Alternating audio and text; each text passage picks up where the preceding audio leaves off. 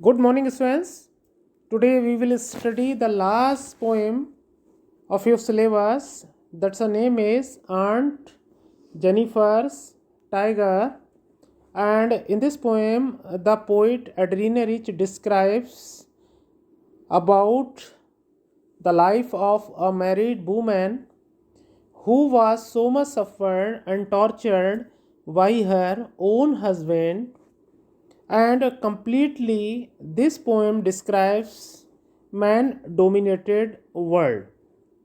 Now I start the poem, and my dear students, before starting this poem I want to describe the main point of this poem, that Aunt Jennifer is making a tapestry. देखिए tapestry क्या होता है बच्चों, आपने देखा होगा इस तरह से कुछ गर्ल्स ऐसे एक रिंग कलर का फ्रेम होता है, ऐसे इसमें पेंच लगा होता है ऐसे, और यहाँ पर ये कपड़ा जो है इसमें क्लॉथ लगा लिया जाता है, और यहाँ पर सुई से, धागे से और सुई से पिक्चर बनाई जाती है. तो बिल्कुल ये एक टेपेस्ट्री बना रही हैं.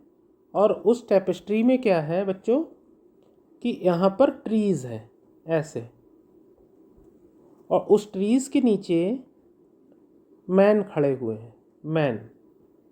और यहाँ पर जंगल में टाइगर्स हैं जो कूद रहे हैं. और ये जो टाइगर्स हैं इनको आंट जेनिफर अपना बच्चा बोलती हैं, और ये कहती हैं कि ये जो टाइगर्स हैं वो जो मैन हैं, इंसान हैं, इनसे डर नहीं रहे हैं.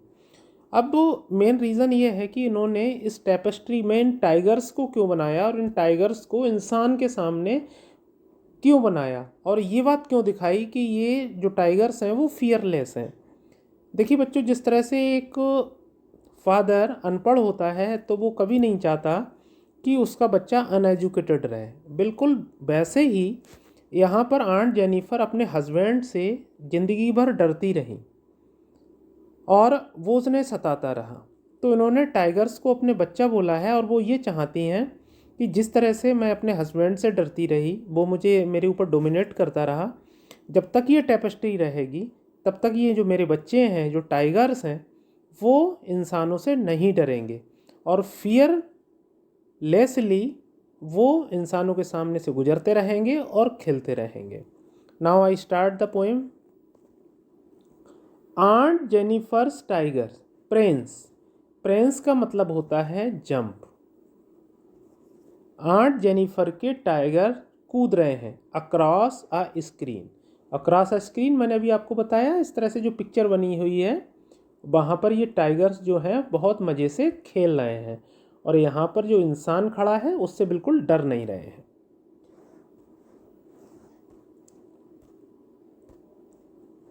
Bright topaz. ब्राइट मानी चमकीले. आप जानते हैं जो टाइगर्स होते हैं गोल्डन कलर के होते हैं और इनके ऊपर ब्लैक ब्लैक स्ट्रिप्स होती हैं. टोपाज चमकीला पत्थर. बिल्कुल ये एक चमकीले पत्थर की तरह, GeM, Ratna.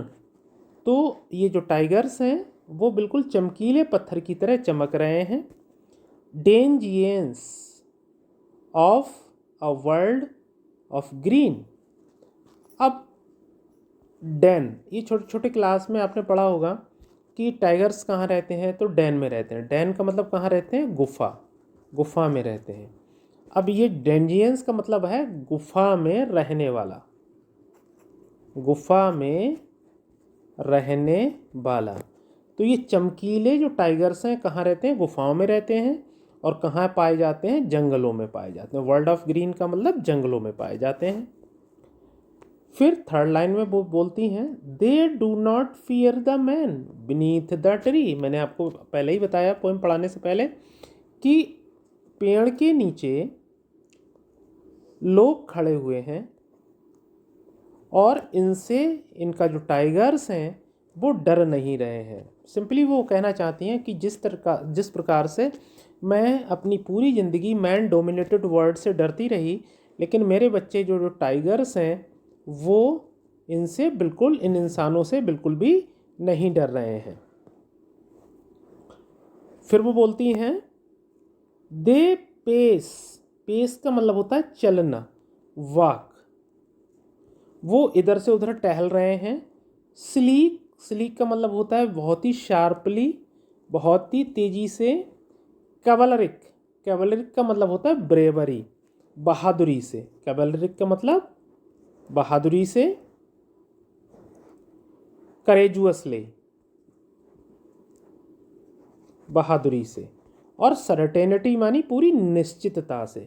Again I tell you my dear ones, they pace, ये टाइगर इधर उधर दौड़ रहे हैं। स्लीक बड़ी तेजी से, कैवलरिक का मतलब बहादुरी से, और सर्टेनिटी का मतलब निश्चित तौर से। तो वो कहती हैं कि मैं निश्चित तौर से बताती हूँ कि जो मेरे बच्चे हैं, जो टाइगर्स हैं, वो डर नहीं रहे हैं, खूब खेल रहे हैं और पूरे बहादुरी से भरे हुए हैं, वो इंसानों से बिल्कुल नहीं डरते। अब यहाँ पर आंट जेनिफर के डिस्क्रिप्शन को बताती हैं क्योंकि वो बहुत बुजुर्ग हो चुकी हैं। Aunt Jennifer's fingers, aunt Jennifer की जो उंगलियां हैं, फ्लटरिंग, फ्लटरिंग का मतलब होता है कांपना, लेकिन यहाँ पर है मूविंग। तो आंट जेनिफर की जो उंगलियां हैं वो दौड़ रही हैं क्योंकि वो भैया टेपेस्ट्री बना रही हैं ना, तो उनकी उंगलियां चल रही हैं। थ्रो हर वूल, वूल का मतलब ऊन, और किसके द्वारा? ऊन के द्वारा, क्योंकि वो ऐसे सुई है ना और सुई में ऊन पड़ी हुई है और वो टेपेस्ट्री बना रही हैं, तो लगातार उनकी उंगलियां चल रही हैं। अब एक क्वेश्चन एग्जाम में आ जाता है कि आंट जेनिफर की उंगलियां क्यों कांप रही हैं। सबसे पहली याद रखिए वो ओल्ड हो चुकी हैं। दूसरा, वो टेपेस्ट्री को बना रही हैं, मेकिंग टेपेस्ट्री। तीसरा, उनके हस्बैंड ने बहुत ज़्यादा उसको क्या करा है? डोमिनेटेड किया है, परेशान किया है, टॉर्चर करा है, जिसकी वजह से उनकी जो उंगलियां हैं वो कांप रही हैं। Find even the ivory needle hard to pull, अब उनके हाथों में इतनी जान नहीं रही है। आप जानते हैं जो सलाइयाँ होती हैं वाइट कलर की होती हैं और बहुत हल्की होती हैं, लेकिन ये सलाइयाँ वो चलाने में बहुत ही मुश्किल फील कर रही हैं। इतना ज़्यादा साइकोलॉजिकली उन्हें इसके हस्बैंड ने परेशान किया है। The massive weight of uncle's wedding band sits heavily upon aunt Jennifer's hand. अब देखिए बच्चों, आप जानते हैं अच्छी तरीके से कि जब किसी लड़की की शादी होती है तो जो रिंग सेरेमनी होती है तो कोई लोग हाथ में अंगूठी पहना देते हैं, लेकिन अंकल ने इनके लिए क्या पहनाया था? एक कड़ा पहनाया था, ऐसे रिंग पहनाया था। अब वो कह रहे हैं कि वो इतनी साइकोलॉजिकली परेशान है कि अंकल का जो वेडिंग बैंड है, अंकल ने जो शादी के टाइम ये चूड़ी पहनाई थी, वो उनके हाथ में फंसी हुई है और आंट जेनिफर को वो जो चूड़ी है उनके हाथ में वो बहुत ही भारी लग रही है। वो उस चूड़ी को उतार कर फेंकना चाहती हैं लेकिन उतार नहीं पा रही हैं। हम सीधा सीधा हम बोल सकते हैं कि वो अंकल से सारे शादी के रिश्ते तोड़ना चाहती थी, उनसे आज़ाद होना चाहती थी। जैसे हम जानते हैं ना, जब वो मियाँ बीवी की नहीं बनती तो डिवोर्स ले लेते हैं, लेकिन पता नहीं ऐसा क्या हुआ कि वो उनसे अलग नहीं हो पाई, लेकिन वो इस रिश्ते को निभाती रहीं, ढोती रहीं, लेकिन कभी अलग नहीं हो पाई। वो अलग बात है, वो उनसे हमेशा अलग होना चाहती थी कि इनका जो हस्बैंड था उन्हें बहुत परेशान करता था। आगे बढ़ते हैं। वैन आंट इज डेड, अब पोइट कहती हैं आंट जेनिफर, एड्रीनी रिच बोलती हैं आंट जेनिफर के बारे में कि जब ये चाची मर जाएंगी, हर टेरिफाइड हैंड्स विल लाई, और उनके जो हाथ हैं वो शांत हो जाएंगे, कोई एक्टिविटी ही नहीं रहेगी। स्टिल रिंग्ड विद ऑडियल्स, ऑडियल्स का मतलब होता है जो हमारे बंधन होते हैं। शी वाज मास्टर्ड वाई, अब इस लाइन में ये कहना चाह रहे हैं कि ये तो मर जाएंगी, लेकिन अभी भी जो मैरिड लाइफ की जो ट्रेडिशंस हैं, बाउंडेशंस हैं, उनसे आंट जेनिफर अलग नहीं हो पाएंगी और जिसके लिए उनके ऊपर क्या किया गया, हुक्म चलाया गया। शी वाज मास्टर्ड बाय, क्यों उनके ऊपर हुक्म चलाया गया भैया? क्योंकि उन्होंने उनसे शादी की थी। सीधा सीधा आंट जेनिफर ये कहना चाहती हैं कि एक लड़की जो होती है वो सर्वथा बंधनों में बंधी होती है, कभी हस्बैंड से, कभी पापा से, कभी भाई से, कभी मामा से। मतलब अपनी इच्छा से अगर वो अपनी ज़िंदगी जीना चाहें तो वो कभी नहीं जी पाती। उसे हर वक्त जो मैन डोमिनेटेड वर्ड है उसके सामने सरेंडर करना पड़ता है, झुकना पड़ता है। उसकी कोई अपनी इच्छाएं नहीं होती। पल पल पर जो इंसान है एक लड़की को टॉर्चर करते रहते हैं। लेकिन यहाँ पर खुशी वाली बात क्या है, देखिए ये दो लाइनें बिल्कुल क्वाइट डिफरेंट है इस पोएम में। वो कहती हैं कि जिस तरह से आंट जेनिफर जो थी ज़िंदगी भर इंसानों से परेशान रहीं, लेकिन क्या होगा, द टाइगर्स, जो बच्चे हैं इसके, टाइगर्स मतलब जो उसने पिक्चर में बनाए हैं, इन द पैनल, उस पिक्चर में, दैट शी मेड, जिनको आंट जेनिफर ने क्या वह करा था, बनाया था, विल गो ऑन प्रिंसिंग, हमेशा खेलते रहेंगे, कूदते रहेंगे, प्राउड एंड अनअफ्रेड, हमेशा घमंड से भरे हुए और बिना डरे हुए।